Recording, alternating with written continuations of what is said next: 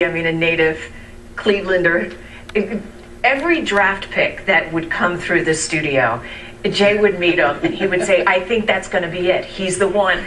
He's the one. You know, you want it so desperately, and you know, now you got the one. Yeah, well, it was funny. Again. When Andrew Wiggins was here, you know, we weren't so sure from a body standpoint, from a stature standpoint, how he's going to hold up in the NBA. He looks so thin in person, but after meeting him and having some time to talk to him, I don't know if he's going to be with the Cavs. I don't know what's going to happen here with possible trades, but you're right. Everyone that would come through, there he is. There he is. That's the guy, Chris. I know it. He's going to get us through. Hey, here's an Instagram for you. Take a look right now.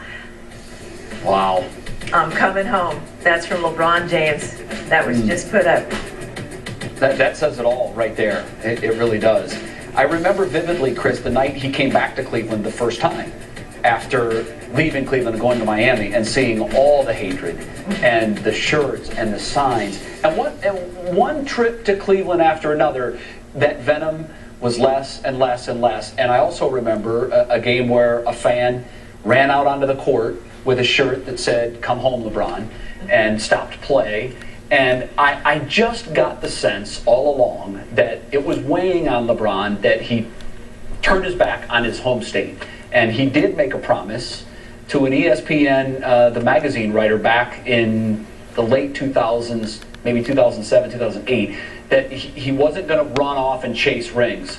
He was gonna do that in Cleveland. He wanted to end the city's championship drought. And that now, Chris, is the major hope for all Clevelanders, that LeBron James' return will ultimately lead to what they desperately want, just once in my lifetime, to celebrate a championship. Because, Chris, it has been a long drought.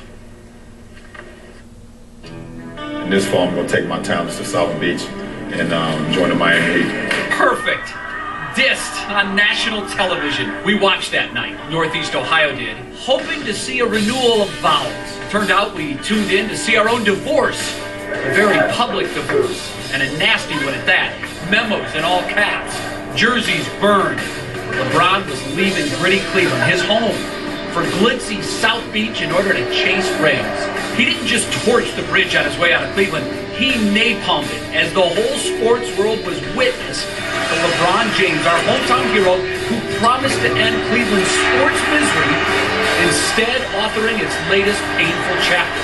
Our grief was real. It went through all the stages, from denial to pain to anger. Acceptance seemed light years, or at least a championship away. We booed when he came home, we cheered his finals losses, and we looked the other way when he finally kissed that trophy. That was supposed to be our trophy. It hurts so badly because we care so much. Cleveland, for all the bad jokes, is a land of hard-working, hard-playing people. Sports, just like in New York, Boston, Philly, Chicago, it is stamped into our DNA. We don't have a history of titles bringing us back every year. Just the hope that the championship drought of 50 years now has to end soon. We get it. Stars leave Cleveland. Heck, Jim Brown chose the movies over staying with the Browns when he walked away from football at 29 years old. The Indians had a big three before that phrase was even born, and they all left Cleveland one by one. First Albert Bell, then Manny Ramirez, and finally Jim Thome, all leaving for more money elsewhere. But the home of rock and roll, it seems, is also the home of compassionate and forgiving people. The Indians have announced a plan to build a statue for Thome. They even honored Bell with a bobblehead night last season. We even forgave Art Modell. Okay, we're not quite that forgiving. So why wouldn't we welcome home one of our own? We remember the 25 straight playoff points. We can't forget the shot to beat Orlando, or the breakaway dunks that brought us to our feet during countless cold Cleveland winter nights.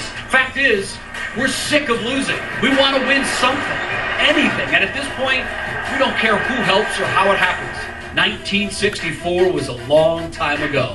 While everyone else keeps score of and gives catchy names to our past sports heartache, perhaps now is the time Cleveland finally looks ahead. When is the greatest available player in any sport picked us?